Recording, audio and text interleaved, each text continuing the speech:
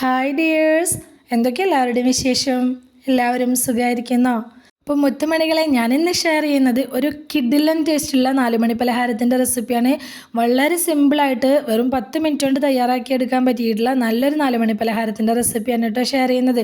ഇപ്പോൾ നമ്മുടെ മക്കളൊക്കെ സ്കൂള് പൊട്ടിയിട്ട് വീട്ടിലുള്ള സമയമല്ലേ, അവർക്ക് എപ്പോഴും വിശപ്പിൻ്റെ വിളയും കൂടുതലായിരിക്കും അല്ലേ. അപ്പോൾ മക്കൾക്കൊക്കെ ഉണ്ടാക്കി കൊടുക്കാൻ പറ്റിയിട്ടുള്ള നല്ലൊരു റെസിപ്പിയാണ് കേട്ടോ. 2 നേന്ത്രപ്പഴം ഉണ്ടെങ്കിൽ വളരെ സിമ്പിളായിട്ട് കുറഞ്ഞ സമയം കൊണ്ട് നമുക്ക് തയ്യാറാക്കിയെടുക്കാൻ പറ്റുന്ന നല്ലൊരു റെസിപ്പിയാണ്. അപ്പോൾ വീഡിയോയിലേക്ക് പോകുന്നതിന് മുമ്പ് വീഡിയോ എല്ലാവരും ഒന്ന് സ്കിപ്പ് ചെയ്യാതെ മുഴുവനായിട്ട് കാണാൻ ശ്രമിക്കണേ. കണ്ടുകൊണ്ടിരിക്കുന്ന സമയത്ത് ഇഷ്ടമാണെന്നുണ്ടെങ്കിൽ മറക്കാതെ ലൈക്ക് ബട്ടൺ ഒന്ന് പ്രസ് ചെയ്ത് വെക്കണം കേട്ടോ. അപ്പോൾ നമുക്കിത് എങ്ങനെ ഉണ്ടാക്കുന്നത് നോക്കിയാലോ. അതിനായിട്ട് ഞാനിതപ്പോൾ 2 വലിയ നേന്ത്രപ്പഴമാണ് എടുത്തിട്ടുള്ളത്. അതുപോലെ ഒന്ന് ചെറുതായി കട്ട് ചെയ്ത് വെച്ചിട്ടുണ്ട്. അപ്പോൾ നേന്ത്രപ്പഴം എടുക്കുമ്പോൾ നല്ല പഴുത്ത പഴം എടുക്കുമ്പോഴാണ് നല്ല ടേസ്റ്റ് ഉണ്ടാവുക കേട്ടോ. നമ്മുടെ പലഹാരം കഴിക്കാനായിട്ട് തൊലി കറുത്ത് പോയിട്ട് കളയാനായിട്ട് മാറ്റി വെച്ചിട്ടുള്ള പഴമൊക്കെ ഉണ്ടായിരിക്കില്ലേ, അത് വെച്ച് ചെയ്യുമ്പോഴായിരിക്കും കേട്ടോ കൂടുതൽ ടേസ്റ്റ് ഉണ്ടാവുക. അപ്പോൾ ഇതുപോലെ ഒന്ന് കട്ട് ചെയ്തെടുത്ത പഴം നമുക്ക് അരച്ചെടുക്കേണ്ടതായിട്ടുണ്ട്. അപ്പോൾ ഞാനിപ്പോൾ ഒരു മിക്സിയുടെ ജാർ എടുത്ത് വെച്ചിട്ടുണ്ട്. അതിലേക്ക് കട്ട് ചെയ്തെടുത്ത് വെച്ചിട്ടുള്ള മുഴുവൻ പഴം ഇട്ട് കൊടുക്കുകയാണ്. അപ്പോൾ ഞാനിപ്പോൾ അത്യാവശ്യം നല്ല വലിപ്പമുള്ള നേന്ത്രപ്പഴം തന്നെയാണ് എടുത്തിട്ടുള്ളത്. ചെറുതാണെങ്കിൽ നിങ്ങളൊരു 3 എണ്ണമൊക്കെ എടുത്തോളൂ കേട്ടോ. ഇനിയും അതിലേക്ക് ഒരു 3 ഏലക്കായ ചേർത്ത് കൊടുത്തിട്ടുണ്ട്. പിന്നെ അതിലേക്ക് മധുരത്തിനായിട്ട് ഞാൻ 1/2 കപ്പ് പഞ്ചസാര ചേർത്ത് കൊടുക്കുന്നുണ്ട്. മധുരം നിങ്ങളുടെ ഒരു ഇഷ്ടത്തിനനുസരിച്ച് ചേർത്ത് കൊടുക്കുക. അതിന് ഇത്ര തന്നെ വേണ്ട എന്നുള്ളവർക്ക് ഇതിൽ കുറച്ച് 2 ടേബിൾ സ്പൂണൊക്കെ കുറച്ചെടുത്താലും മതി കേട്ടോ. ഇങ്ങനെ എല്ലാം കൂടെ ഇതുപോലെ നന്നായിട്ടൊന്ന് അരച്ചെടുത്തുകൊണ്ട് വരണം. കട്ടകളൊന്നും ഇല്ലാതെ നല്ല ഫൈനായിട്ട് തന്നെ അരച്ചെടുത്തുകൊണ്ട് വരിക. അരച്ചെടുത്തുകൊണ്ട് വന്നിട്ടുള്ള പഴം ഞാനിപ്പോൾ ഒരു ബൗളിലേക്ക് ഒഴിച്ചു കൊടുക്കുന്നുണ്ട്. ഇനി ഞാനിതിലേക്ക് ഒരു 2 നുള്ളി ഉപ്പ് ചേർത്ത് കൊടുക്കുന്നുണ്ട്. ടേസ്റ്റ് ബാലൻസ് ചെയ്യാനും വേണ്ടിയിട്ടാണ്. 1/2 ടീസ്പൂൺ ബേക്കിംഗ് പൗഡർ ചേർത്ത് കൊടുക്കുന്നുണ്ട്. പിന്നെ ഇതിലേക്ക് ചേർത്ത് കൊടുത്തിട്ടുള്ളത് എള്ളാണ്. 1/2 ടേബിൾ സ്പൂൺ എള്ള് ചേർത്തിട്ടുണ്ട്. കയ്യിലുള്ളവർ ചേർത്ത് കൊടുക്കുക, അല്ലാത്തവർ സ്കിപ്പ് ചെയ്തോളൂ കേട്ടോ. പിന്നെ ഇതിലേക്ക് 1/4 കപ്പ് തേങ്ങ ചേർത്ത് കൊടുത്തിട്ടുണ്ട്.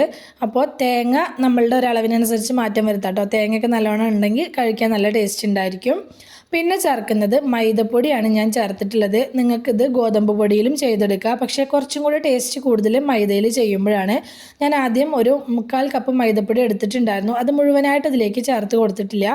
ഒരു 2-3 ടേബിൾ സ്പൂൺ അവിടെ മാറ്റി വെച്ചിട്ട് ബാക്കി ഇതിലേക്ക് ചേർത്ത് കൊടുത്തിട്ടുണ്ട്. ഇനി വേണമെന്ന് നോക്കിയിട്ട് മാത്രം ചേർത്ത് കൊടുക്കുക. ഇനി ഇതിലേക്ക് വെള്ളമോ പാലോ ഒന്നും തന്നെ ചേർത്ത് കൊടുക്കാതെ ഈ പഴം അരച്ചെടുത്തിട്ടുള്ളതിൻ്റെ നനവ് കൊണ്ട് തന്നെ നമുക്കിത് നന്നായിട്ടൊന്ന് മിക്സാക്കി യോജിപ്പിച്ചെടുക്കണം. ഒട്ടും തന്നെ വെള്ളമൊന്നും ചേർത്ത് കൊടുക്കരുത് കേട്ടോ. ഈ പലഹാരത്തിനുള്ള ഈ ബാറ്റർ നമ്മൾ തയ്യാറാക്കി എടുക്കുമ്പോൾ ഒരുപാട് ലൂസായി പോവരുത്, നല്ല ടൈറ്റായിട്ടും പോവരുത് കേട്ടോ.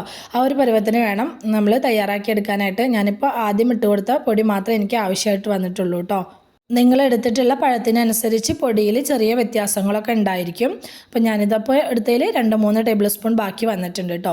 ഇത്രയേ ഉള്ളൂ. ഇനി നമുക്കിത് നല്ല ചൂടായിട്ടുള്ള എണ്ണയിലേക്ക് കോരി ഒഴിച്ച് കൊടുത്തിട്ട് ഫ്രൈ ചെയ്തെടുക്കുക. അപ്പോൾ നമ്മൾ എണ്ണ ചൂടായ സമയത്ത്, നല്ലോണം ചൂടായ സമയത്ത് മാത്രമാണ് ഇതുപോലെ കോരി ഒഴിച്ച് കൊടുക്കാനായിട്ട് പാടുള്ളൂ. ഒഴിച്ച് കൊടുക്കൽ കഴിഞ്ഞിട്ടുണ്ടെങ്കിൽ മീഡിയം ടു ലോ ഫ്ലെയിമിൻ്റെ ഇടയിലേക്ക് ഫ്ലെയിം ഒന്ന് കുറച്ച് വെച്ച് കൊടുക്കണം. അല്ലാന്നുണ്ടെങ്കിൽ നമ്മുടെ പലഹാരം പെട്ടെന്ന് പുറം ഭാഗം കളർ ചേഞ്ച് ആവും, ഉൾവശം വെന്ത് കിട്ടൂല കേട്ടോ. പിന്നെ ഞാനിപ്പോൾ ഇത്തിരി വലുപ്പത്തിലാണ് ഇതിങ്ങനെ കോരി ഒഴിച്ച് കൊടുത്തിട്ടുള്ളത്. കുഞ്ഞായിട്ട് വേണമെങ്കിൽ നിങ്ങൾക്ക് സ്പൂൺ വെച്ചിട്ട് കോരി ഒഴിച്ചിട്ട് വേണമെങ്കിലും കുഞ്ഞായിട്ടുള്ള സ്നാക്കാണെങ്കിലും തയ്യാറാക്കി എടുക്കുക കേട്ടോ. ഞാനിപ്പോൾ കുറച്ച് കാണാനൊരു വലുപ്പത്തിലുള്ള സ്നാക്കായിട്ടാണ് ഇത് തയ്യാറാക്കി എടുത്തിട്ടുള്ളത്. ഇനി ഫ്ലെയിമിൻ്റെ കാര്യത്തിൽ എപ്പോഴും ശ്രദ്ധിക്കണം. ഫ്ലെയിം ഒരിക്കലും കൂട്ടി വെച്ച് കൊടുക്കരുത്. ഫ്ലെയിം മീഡിയത്തിൻ്റെ ലോഡ് ഇടയിൽ വെച്ചിട്ട് വേണം ഇത് ഫ്രൈ ചെയ്തെടുക്കാനായിട്ട്. തിരിച്ച് മറിച്ചൊക്കെ ഇട്ട് കൊടുത്തിട്ട് നല്ലൊരു ഗോൾഡൻ ബ്രൗൺ കളർ ആവുന്നത് വരെ നമുക്കിതൊന്ന് ഫ്രൈ ചെയ്തെടുക്കുക. ഞാനിപ്പോൾ ആദ്യം കോരി ഒഴിച്ച് കൊടുത്തത് മുഴുവനായിട്ടായിട്ടുണ്ട്. അത് മുഴുവനായിട്ട് ഞാനിപ്പോൾ എണ്ണയിൽ നിന്ന് കോരി മാറ്റിയാണ്. ബാക്കിയുള്ളതും മാവ് കഴിയുന്നത് വരെ ഇതുപോലെ കോരി ഒഴിച്ച് ഫ്രൈ ചെയ്തെടുക്കുക കേട്ടോ. പിന്നെ സബ്സ്ക്രൈബ് ചെയ്യാതെ കാണുന്ന നമ്മുടെ പുതിയ കൂട്ടുകാർ ആരെങ്കിലുമൊക്കെ വീഡിയോ കാണുന്നവരുണ്ടെങ്കിൽ പ്ലീസ് ഒന്ന് സബ്സ്ക്രൈബ് ചെയ്ത് സപ്പോർട്ട് ചെയ്യണേ. പുതിയതായിട്ട് കാണുന്ന കൂട്ടുകാരോടാണ്, നമ്മുടെ ചാനലിൽ നല്ല നല്ല അടിപൊളി റെസിപ്പീസൊക്കെ ഞാൻ പോസ്റ്റ് ചെയ്തിട്ടുണ്ട്. ബ്രേക്ക്ഫാസ്റ്റിൻ്റെയും സ്നാക്സിൻ്റെയും റൈസിൻ്റെയും ഡ്രിങ്ക്സിൻ്റെ ഒക്കെ റെസിപ്പീസ് പോസ്റ്റ് ചെയ്തിട്ടുണ്ട്.